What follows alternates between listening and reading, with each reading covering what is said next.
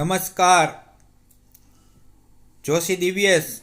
હું તક્ષશિલા બીએડ કોલેજના અંતર્ગત ઓનલાઈન એજ્યુકેશનમાં આપનું હાર્દિક સ્વાગત કરું છું. આજે આપણે વૈદિક યુગના શિક્ષણ સમયની જે વાત કરી રહ્યા હતા તેમાં પૂછી શકાય તેવું આઈએમપી ધ્યાન આપજો. વૈદિક શિક્ષણ પ્રણાલી અંતર્ગત અભ્યાસક્રમની ચર્ચા કે વૈદિક શિક્ષણ પ્રણાલી છે એના અંતર્ગત અભ્યાસક્રમમાં કયા કઈ બાબતની સમાવેશ થતો. તો તમને કીધું એ પ્રમાણે કે વૈદિક યુગને અંતર્ગત વેદાંગ તો હતો જ, પણ અહીંયા વિશેષમાં મોટો પ્રશ્ન જ્યારે પૂછાય 5 માર્કમાં ત્યારે આ તમને ખૂબ જ ઉપયોગી છે. ચાલો તો આપણે ઝડપથી વૈદિક શિક્ષણ પ્રણાલી અંતર્ગત અભ્યાસક્રમની ચર્ચા માટે આજે અભ્યાસ કરીએ. તો વૈદિક સમયના શિક્ષણ પ્રણાલીમાં અભ્યાસક્રમમાં મુખ્યત્વે 4 વેદો, એ તો આપણે વાત કરી હતી કે 4 વેદો, પછી વેદાંગ, તર્કશાસ્ત્ર, વ્યવસાયિક શિક્ષણ અને શિક્ષણ સંબંધી જે પાઠક્રમ હતા તે શીખવવામાં આવતા હતા. તે વિસ્તારથી આપણે લખવાના છે. તેમાં આપણે પહેલાં વેદ અને શાસ્ત્રોનું શિક્ષણ વિશે જોઈએ. તો વેદ અને શાસ્ત્રોના શિક્ષણ અંતર્ગત આપણે ખબર છે કે આપણો જૂનામાં જૂનો વેદ એટલે કે જે આપણો ઋગ્વેદ, તો ઋગ્વેદ અંતર્ગત શિક્ષણ કાર્ય થતું હતું, એનો અભ્યાસક્રમમાં સમાવેશ થયેલો હતો. તો ઋગ્વેદમાં થોડું વિશેષ કે આ વેદ આર્યોનો પ્રાચીનતમ ગ્રંથ છે. જો ઋગ્વેદમાં તમારે થોડું ઘણું લખવાનું થાય તો એક આર્યોનો પ્રાચીનતમ ગ્રંથ છે.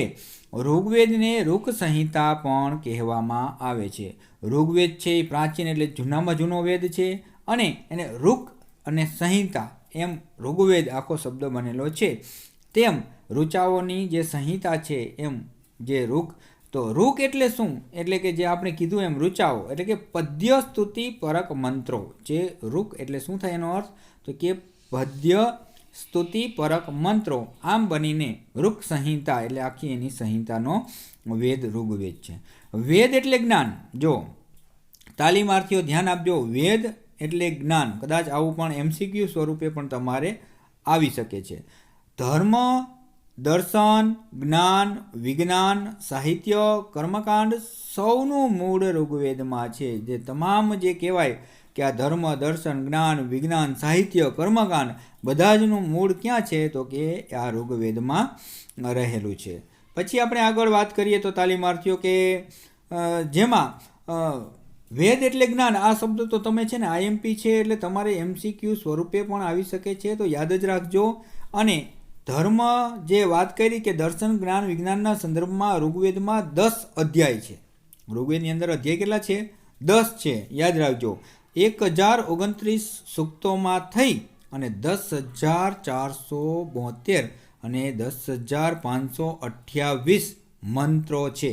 આમ એના મંત્રોની અંદર આટલા સમાવેશ થાય છે. એટલે કે જે 10 અધ્યાય છે એમાં સૂક્તો એવા વિભાગ વાઇઝ 1029 એવા સૂક્તમાં વિભાજિત છે, અને એની અંદર કુલ મંત્રો આવેલા છે તો 10,472થી માંડીને 10,528 સુધીના મંત્રો છે. આ મંત્રો છંદબદ્ધ છે. જો પાછા એ મંત્રો તો આપેલા છે પણ કેવા છે? તો કે એ છંદબદ્ધ છે. જે આપેલા છે એ છંદો અનુસાર રચના થયેલી છે, કે જેને આપણે જે સંગીત સાથે એનું આપણે જે કહેવાય કે તાલબદ્ધ રીતે એને ગાઈ શકાય કે રજૂ કરી શકાય. કુલ 60 છંદોમાં મુખ્ય ગાયત્રી, ઉષ્ણિક, ત્રિષ્ટુપ, અનુષ્ટુપ, પંક્તિ વગેરે જે કહેવાય કે વિશ્વવિખ્યાત જે છંદોમાં રચના થયેલી ઋચાઓની છે.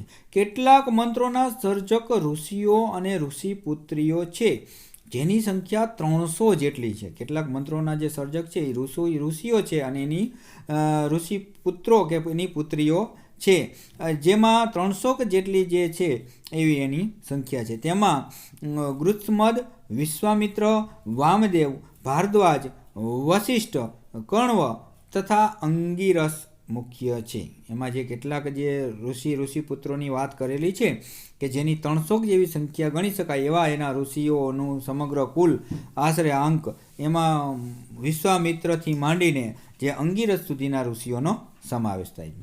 કેટલાક સૂક્તના રચયિતા વૈશ્ય છે. દાખલા તરીકે વસપ્રી અને ભાલનંદન, એટલે કે વસપ્રી, ભાલનંદન, જે આવા જે છે રચયિતા, એવા સૂક્તના રચયિતા વૈશ્ય છે. એવા એક ઉદાહરણ આપેલું છે ભાલનંદન. કદાચ MCQ સ્વરૂપે પૂછાય તો આપણને કામ લાગે. ત્યાર પછી આપણે વાત કરીએ તો તાલીમાર્થીઓ ઋગ્વેદની અહીંયા વાત થઈ ગઈ. હવે અભ્યાસક્રમની અંદર જે બીજો એટલે કે યજુર્વેદની અંદર વાત કરીએ તો યજુર્વેદની અંદર એમ કહેવાય કે યજુ એટલે યજ્ઞ અને વાદ એટલે જ્ઞાન. તો યજુર્વેદની અંદર યજુર્વેદનો અર્થ આ MCQ સ્વરૂપે પૂછાય તો પણ કામ લાગે કે યજુ એટલે યજ્ઞ અને વાદ એટલે જ્ઞાન. આ વેદ કર્મકાંડ પ્રણાલીને પ્રાધાન્ય છે. યજુર્વેદમાં થોડુંક એવું પૂછી શકાય, MCQમાં પણ કામ આવે એવું છે. એટલે આપણે આ જે છે તમારા અભ્યાસક્રમનું જે વિશેષ વિડીયો બનાવેલો છે. આ વેદમાં 3988 મંત્રો છે. જો મંત્રો કેટલા છે તાલીમાર્થીઓ? 3988. આ વેદની જે વાત કરીએ કે બે શાખા છે, એક કૃષ્ણ યજુર્વેદ અને બીજા શુક્લ યજુર્વેદ. તો આવી રીતના બે એની શાખાઓ પણ પડે છે, તે પણ તમારે યાદ રાખવાનું છે. હવે ઋગ્વેદ થઈ ગયો, યજુર્વેદ થઈ ગયો, હવે આવશે સામવેદ. હવે સામવેદની વાત કરીએ તો સા એટલે ઋચા અને એની સાથે જોડાયેલા મંત્ર એ સામવેદ અંતર્ગત સમાયેલ છે. તો સા એટલે ઋચા, અમ એટલે સ્વર. આમ શું થયું છે તો કે એવા મંત્રોનું ભરેલો વેદ કે જેમાં સંગીત સાથે જોડાયેલો છે. એટલે કે જેમાં ઋચાઓ મંત્ર જે છે એ સામ એટલે કે સ્વર સાથે તાલબદ્ધ. તો આમ સામ એટલે શાંતિદાયક શબ્દ દ્વારા બનેલો એ સામવેદ છે કે જેની અંદર છંદનો પવિત્ર ગ્રંથ મનાય છે. સંગીત ગ્રંથ, મેજિક સોંગ વગેરે અર્થો થતા રહ્યા છે. આ વેદનું શું કહેવામાં આવ્યું છે? મેજિક સોંગ પણ ઘણાએ કીધું છે, સંગીત ગ્રંથ પણ કહે છે અને પવિત્ર ગ્રંથ પણ કહેવાય છે. પણ છંદનો એટલું યાદ રાખજો.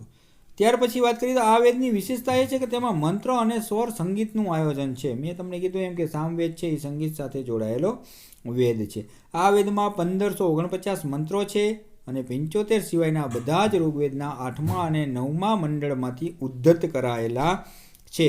આવી રીતના જે વાત 1549 મંત્રો અને 75 સિવાયના બધા જ ઋગ્વેદના 8મા અને 9મા મંડળમાં ઉદ્ધત કરેલા છે. ત્યાર પછીનો વેદ અથર્વવેદ. હવે અથર્વવેદ એટલે વાત કરીએ તો અન્ય વેદોનું સંપૂર્ણપણે પદ્યમાં લખાયેલા છે, ત્યારે અથર્વવેદ છે એ 1/6 ભાગમાં ગદ્યમાં છે. જો એટલે કે જે એને કહેવાય કે છઠ્ઠો ભાગ જેટલો જે આ કહેવાય કે 6 એવા ચેપ્ટરમાંથી એક ચેપ્ટર જેટલું જે છે એ વાત કરીએ તો એના સિવાયનો બધો જે કહેવાય કે પદ્યમાં છે, પણ જે અથર્વવેદ છે એ થોડા સ્વરૂપમાં ગદ્યમાં પણ રહેલો છે. તો અથર્વવેદમાં આ વેદમાં 730 સૂક્તમાં થઈ કુલ 5977 મંત્રો છે અને તેમાંના 1200 તો ઋગ્વેદમાંથી લીધેલા છે. જો 5977 મંત્રો છે, તેમાંના 1200 ઋગ્વેદમાંથી લીધા છે. અને અથર્વવેદે પોતાને વેદની માતા અને દેવના કાવ્ય તરીકે ઓળખાવેલ છે. અથર્વવેદે પોતાની કે વેદની માતા અને દેવના કાવ્ય તરીકે ઓળખાવી છે. હવે વેદાંગની વાત છે. અભ્યાસક્રમમાં 4 વેદો ઉપરાંત આપણે વાત થઈ હતી કે વેદાંગનો પણ સમાવેશ છે. તો વેદાંગમાં શું આવે તો કે જે વેદો ઉપરાંત 6 વેદાંગનો અભ્યાસ કરવામાં આવતો. તેમાં જે વાત કરીએ તો શિક્ષણ, કલ્પ, જ્યોતિષ, છંદ, નિરુક્ત અને વ્યાકરણ આવતા હતા. ત્યાર પછી વાત કરીએ તો તર્કશાસ્ત્રનો પણ સમાવેશ થાય છે. તો તર્કશાસ્ત્રમાં શું આવે તો કે અન્ય વિષયોમાં પ્રાપ્ત કરેલું જ્ઞાનનું મૂલ્યાંકન તર્કશાસ્ત્રની કસોટી દ્વારા થતું હતું. તો તર્કશાસ્ત્ર અંતર્ગત તાલીમાર્થીઓ કે જેમાં તર્ક ઉપર આધારિત હોય તે જ સત્ય છે અને તર્કરહિત હોય તે બધું મિથ્યા અથવા અસત્ય છે એમ માનીને ચાલવામાં આવતું હતું. એવો અભ્યાસક્રમ પણ આમાં સમાવેશ થયેલો છે.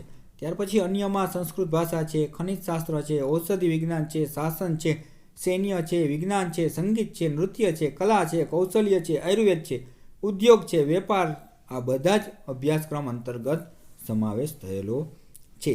તો હવે તમને એમ કે વૈદિક શાસ્ત્ર અંતર્ગત અભ્યાસક્રમમાં શું સમાવિષ્ટ છે, તો આ બધી જ બાબતો આપણે જોઈ તેની ચર્ચા કરવામાં આવે.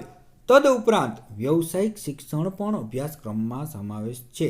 તો વ્યવસાયિક શિક્ષણમાં શું વ્યવસ્થા હતી તો તેની વાત કરીએ તો વૈદિક યુગમાં એક પુરોહિતીય શિક્ષણ હતું, બીજું સૈનિક શિક્ષણ હતું, ત્રીજું કૃષિ વાણિજ્યનું શિક્ષણ, ચોથું ચિકિત્સાનું શિક્ષણ અને પાંચમું જે અન્ય વ્યવસાયોને લગતું હતું એ સમયની અંદર એનું પણ શિક્ષણ આપવામાં આવેલું છે. તો ચાલો તાલીમાર્થીઓ, અહીંયા જે આ 5 જે આપેલા છે તેને આપણે જોઈ લઈએ.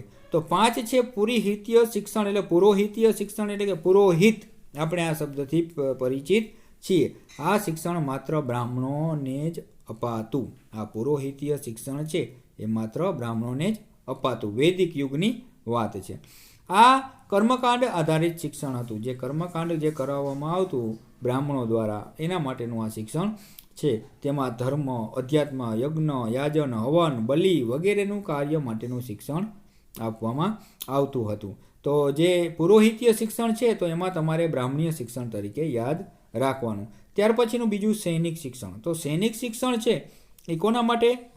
ક્ષત્રિય શબ્દ સાથે સૈનિક શિક્ષણ સંકળાયેલું છે, કે જેમાં શસ્ત્રોની તાલીમ આપી, લશ્કરીની તાલીમ આપી અને આ શિક્ષણની વાત થતી હતી.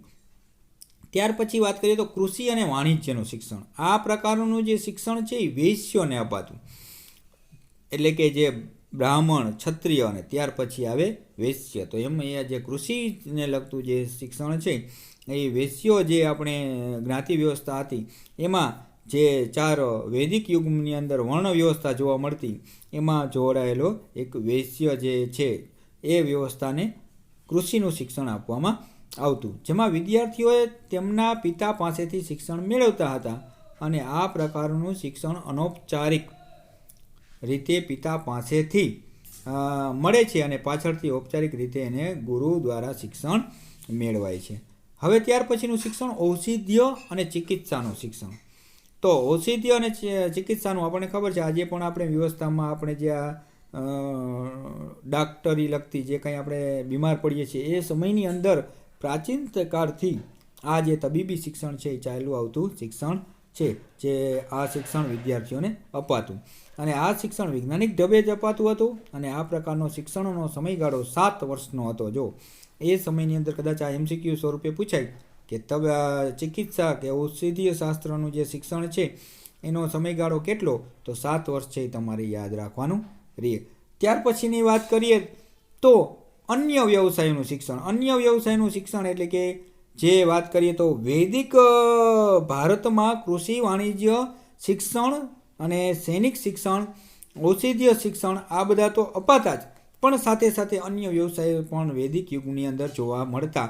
જેની અંદર વાત કરીએ તો સોના ચાંદીના અલંકાર, આભૂષણ બનાવવા માટેના, માટી અને પિત્તળની વસ્તુઓ બનાવવાની, કાપડનું જે છે એ કપડાં માટેનું વણાટકામનું, આ જે બીજા વ્યવસાયો હતા એના માટેનું જે સ્પેશિયલ એટલે કે જે વિશિષ્ટ શિક્ષણ અપાતું એ પણ વ્યવસ્થા વૈદિક યુગની અંદર શિક્ષણની અંદર કરવામાં આવતી હતી. આમ જે અલગ અલગ આ શિક્ષણની વ્યવસ્થાઓ છે, આ જુદા જુદા વ્યવસાયો સાથે જોડાયેલા પરિવારો, વેપારીઓ કે સંઘો દ્વારા આ પ્રકારનું જે વ્યવસાયિક શિક્ષણ છે એ આપવામાં આવતું હતું. તો તાલીમાર્થીઓ, તમારે ખૂબ જ ઉપયોગી થાય તેવું 5 માર્કની અંદર આ પ્રશ્ન પૂછાય તેવો ખૂબ જ અગત્યનો છે. અને જે તમને આ વૈદિક યુગની અંદર શિક્ષણ વ્યવસાયમાં અભ્યાસક્રમ સંદર્ભે કઈ કઈ બાબતો સમાવિષ્ટ હતી તે તમને પૂછવામાં આવે તો તમારે આ વસ્તુ લખવાની છે, કે જેમાં વૈદિક યુગની અંદર સમાવિષ્ટ અભ્યાસક્રમની અંદર મુખ્યત્વે કઈ બાબતો છે, તો કે એક તો પહેલાં 4 વેદ, એ 4 વેદોનો આપણે પરિચય મેળવ્યો, જેમાં ઋગ્વેદ, સામવેદ, યજુર્વેદ, યથર્વેદ. ત્યાર પછીની વેદાંગની વાત કરી. ત્યાર પછી તર્કશાસ્ત્ર, વ્યવસાયિક શિક્ષણ સંબંધી જે આ બાબતો છે તે શીખવવામાં આવતી તે તમામ વાત કરી. એટલે કે તમારે 5 માર્કની અંદર તમને કદાચ પૂછવામાં આવે તો તમારે આ રીતના લખવાનું થશે. ખૂબ જ IMP છે. ચાલો ફરી મળીશું બીજા વિડીયોની અંદર. વૈદિક યુગ હજી શરૂ છે, એમાં આવું IMP તમને ઉપયોગી થશે એવું તમામ સાહિત્ય તમને મળતું રહેશે. તો આવજો. જય શ્રી કૃષ્ણ. ફરી મળીશું આગળના તાસમાં. ત્યાં સુધી આવજો.